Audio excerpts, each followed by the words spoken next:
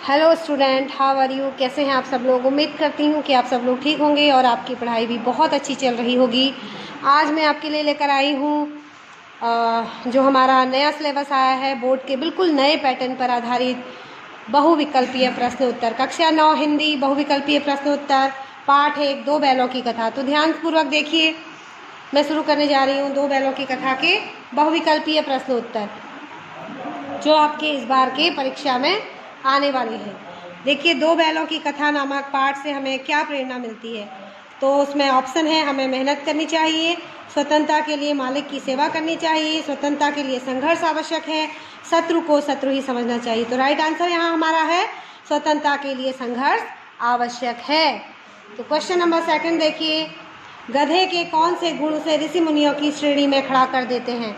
तो यहाँ पर परिश्रम, अध्ययन, सहनशक्ति या त्याग। तो इसका राइट आंसर है सहनशक्ति। नेक्स्ट क्वेश्चन देखिए, पशुओं में कौन सा गुण मनुष्य के गुणों से ज़्यादा विकसित है। मन के भावों को समझना, परिश्रम करना, अच्छे बुरे में भेद करना, दूसरों से काम लेना। तो क्या है, मन के भावों को समझना।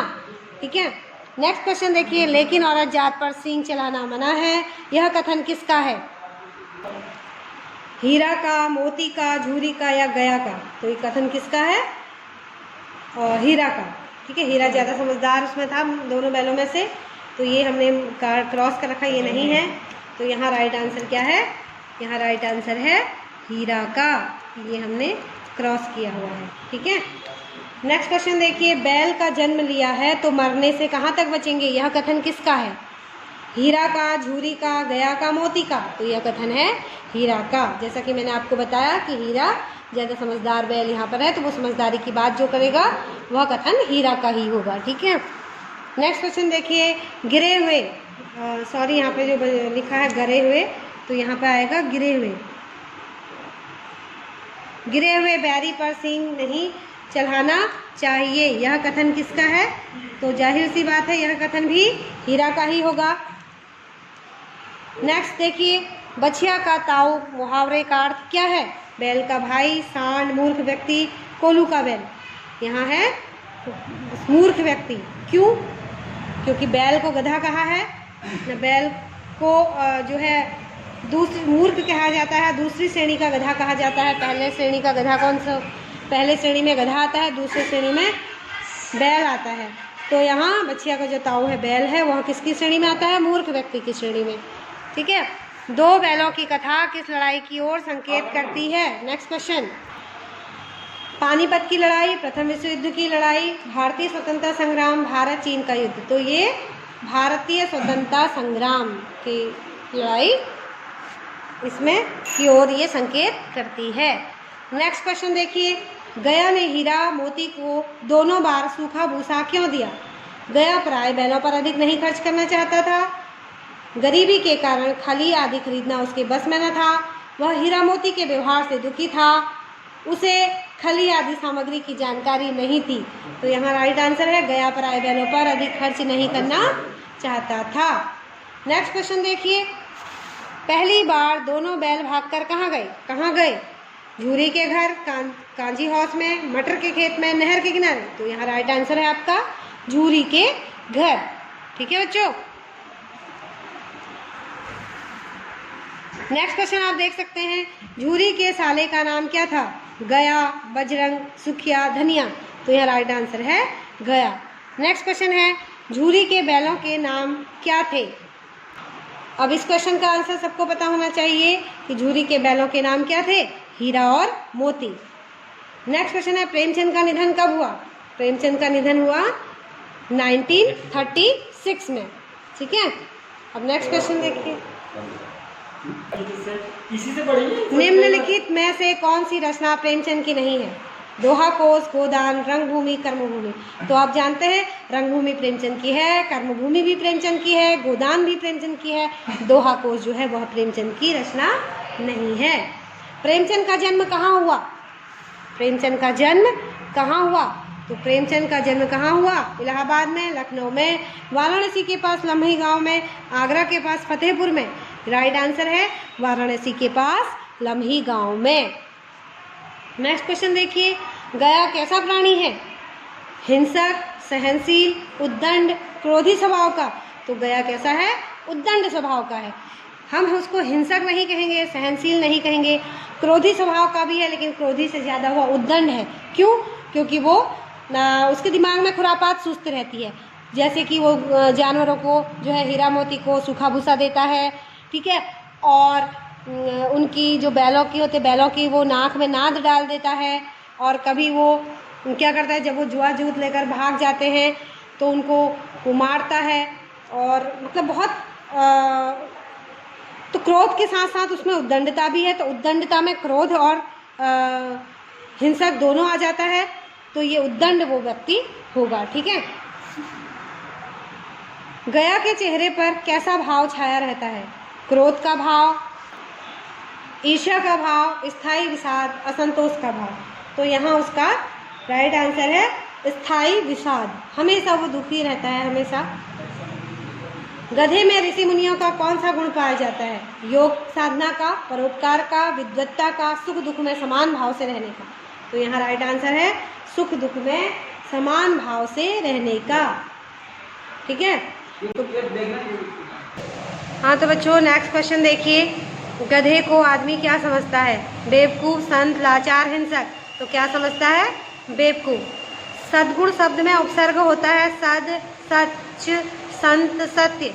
तो यहाँ राइट आंसर है सद। इस पाठ के आधार पर यहाँ पर भी होना चाहिए था। बैलों के नाम हैं सोना और चांदी, हीरा और मोती, चुन्नू मुन्नू। इनमें से कोई नहीं। तो आप राइट आंसर समझ गए होंगे कौन है? हीरा और मोती, ठीक है। इस पाठ में सबसे अधिक बुद्धिहीन किसे माना गया है? गाय को, लोमड़ी को, बैल को, गधे को। तो यहाँ राइट आंसर है गधा। इस कहानी के लेखक हैं प्रेमचंद, जाबिर हुसैन, राजेश जोशी, ओम प्रकाश। तो राइट आंसर है प्रेमचंद। इस पाठ से हमें क्या सीख मिलती है? शत्रु को शत्रु समझना चाहिए, मालिक की सेवा करते रहना चाहिए, आज़ादी के लिए स्वयं लड़ना, दूसरों के अत्याचार सहते रहना। तो यहाँ राइट आंसर है आज़ादी के लिए स्वयं लड़ना। पाठ के अनुसार गधे के गुण हैं मेहनत, अध्ययन, सीधापन या चालाक। तो राइट आंसर है सीधापन। पाठ के आधार पर गधे के गुण हैं मेहनत, अध्ययन, सीधापन, चालाक। तो ये रिपीट हुआ है क्वेश्चन। तो यहाँ क्या है? सीधापन। पाठ में हीरा मोती का मालिक है गया, झूरी या फिर चौधरी, कोई नहीं। तो इसका राइट आंसर है झूरी, ठीक है। हीरा मोती ने गया को पूरे रास्ते परेशान किया क्योंकि उन्हें लगा उनके मालिक झूरी ने उन्हें गया को बेच दिया। राइट आंसर ये आपका यही है, ठीक है। गया झूरी का लगता था, क्या लगता था? भाई, मामा, दोस्त या साला। तो क्या लगता था? साला। झूरी ने न चाहते हुए भी हीरा और मोती को बेच। झूरी, ये क्वेश्चन रॉन्ग है, ऐसा क्वेश्चन नहीं है। तो आप इस क्वेश्चन को नहीं लिखेंगे क्योंकि झूरी ने तो कभी मोती और हीरा को बेचा ही नहीं, ठीक है। नेक्स्ट क्वेश्चन देखिए। हीरा मोती गया के घर से पहली बार भागकर क्यों गए? तो उन्हें गया और उसका घर अच्छा नहीं लगा। गया गरीब था, हीरा मोती को वहाँ सब पराया सा लगा। और तो राइट आंसर आपका थर्ड है, हीरा और मोती को वहाँ सब पराया सा लगा। और वहाँ जो जगह थी वो उनकी नहीं थी। अभी मैं आपको नेक्स्ट पेज में दिखाती हूँ।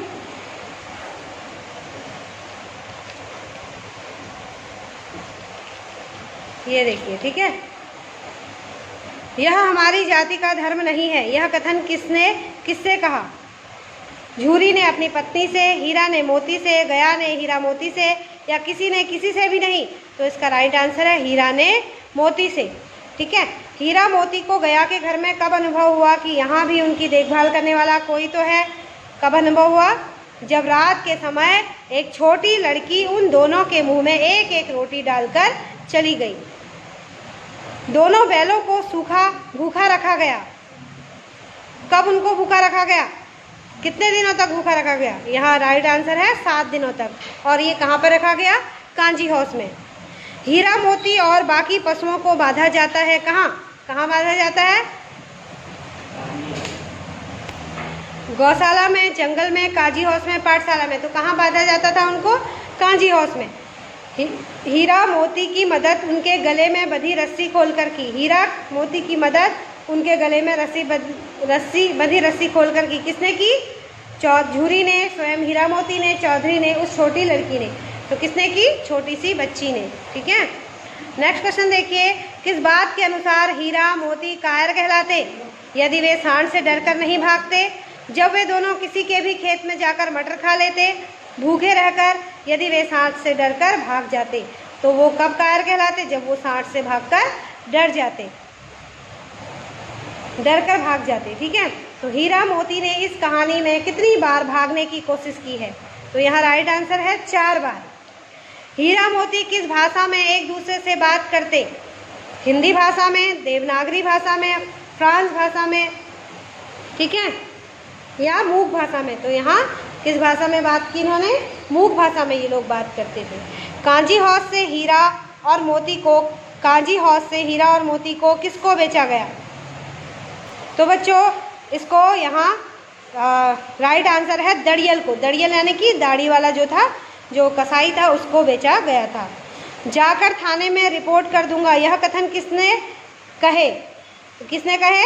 झूरी ने, चौधरी ने, दड़ियल ने, गया ने। तो राइट आंसर है यहाँ दड़ियल ने। क्यों?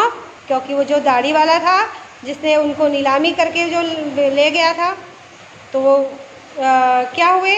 वो बैल जो भाग कर थे अपने घर झूरी के पास वापस आ गए। तो इसलिए झूरी ने कहा कि ये बैल मेरे हैं।